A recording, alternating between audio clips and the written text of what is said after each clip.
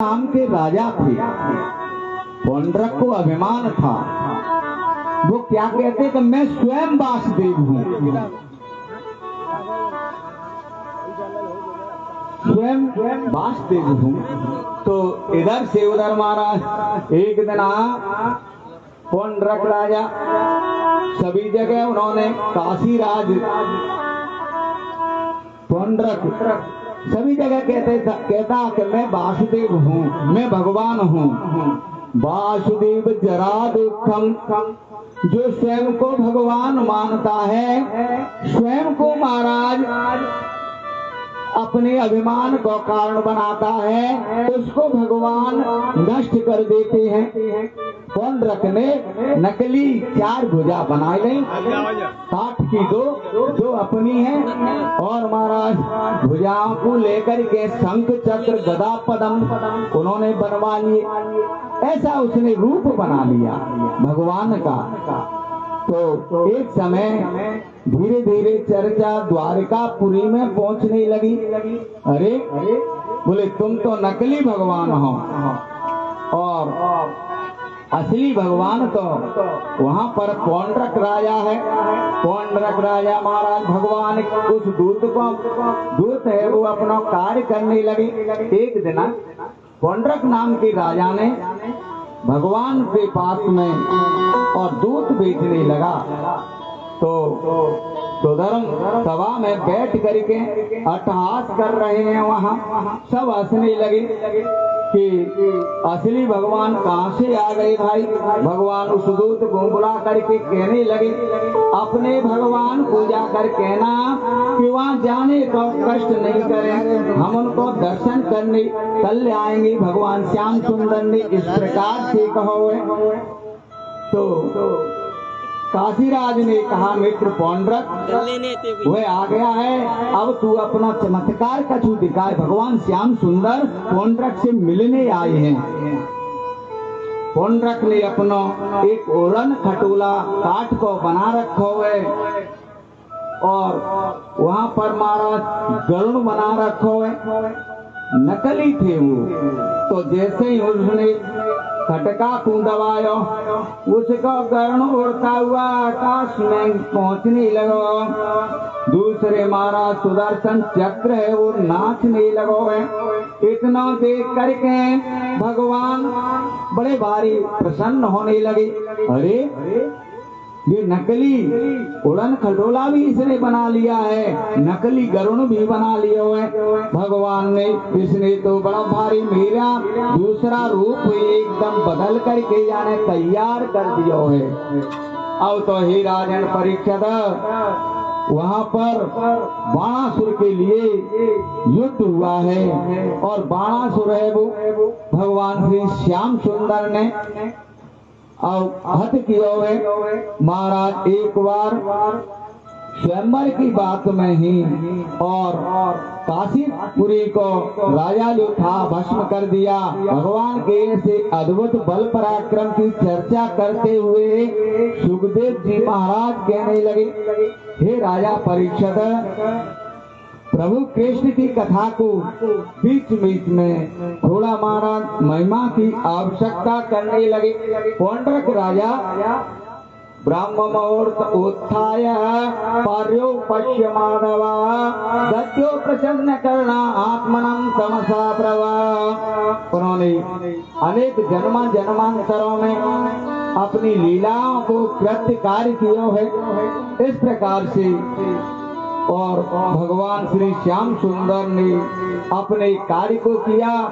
और एक बार सुखदेव जी महाराज कहने लगे, हे राजन, जब कृष्णाय वासुदेवाय हरे परमात्मने प्रणतः क्लेशनाशाय गोविंदाय नमो नमः, एक भगवान का ये सबसे सुंदर मंत्र है श्रीमद् भागवत महापुराण में। या से दूसरा कोई मंत्र नहीं है।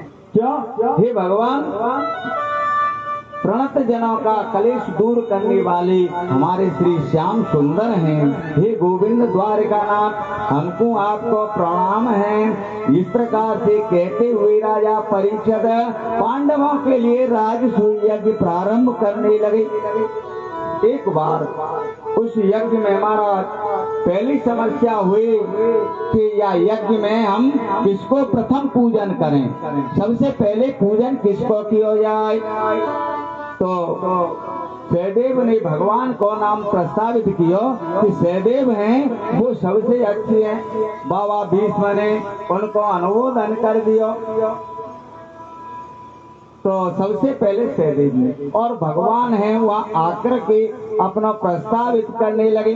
सभी ने स्वीकृति करने पर और सबसे पहले भगवान श्री द्वारकाधीश को बुलाया है वहाँ और प्रथम पूजन का आरंभ किया गया है। तो महाराज अब तो तिल में जो क्रोध में आने लगा, क्रोध में आकर के और जो शिशुपाल था वो शिशुपाल उठ करके खड़ा होने लगा, खड़ा होकर के कहने लगा कि ये वही द्वारकाधीश है जिसकी बदौलत से महाराज कल के दिवस में कथा आई रुक्मिणी इत्यादि के लिए, ये वही और भगवान है, यही द्वारकाधीश है कि दूल्हा बनते बनते और दुल्हन के डोले को लेकर के खुद ही चला गया। शिशुपाल ऐसे मार्मिक वचन कहने लगा वहाँ, ये ठीक नहीं है। इन्होंने हमेशा गायों को चराया है, जंगल में रहे हैं, माखन चोरी करी है, ये यज्ञों के मर्म को क्या जाने, शिशुपाल कहने लगा। तो वहाँ पर महाराज अब यहाँ बढ़िया मौका, अब मैं इसको छोड़ूंगा नहीं, यहाँ मुझे मौका मिल गया है। अब तो महाराज शिशुपाल ने भगवान पर गालियों की बौछार करने लगा। भगवान श्याम सुंदर कहने लगे शिशुपाल, हाँ बोले जब तक तू मुझे 99 गाली नहीं दे चुकेगा, 100 गाली दे देगा तब तक तो तेरे सभी माफ हैं, और 100 से ज्यादा तू देगा तो ये समझ लेना कि तेरे मरने का समय आ गया है। शिशुपाल को बारंबार उन्होंने समझाया प्रभु ने। तो जैसे ही शिशुपाल ने भगवान पर गालियों की बौछार की हैं, तो 101 गाली शिशुपाल ने दी भगवान के लिए।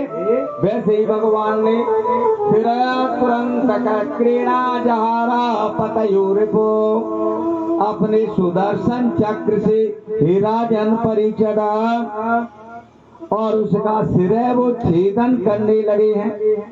उसके देह से एक प्रकाश ज्योति निकली है और वो प्रकाश ज्योति भगवान में जा करके विलीन होने लगी।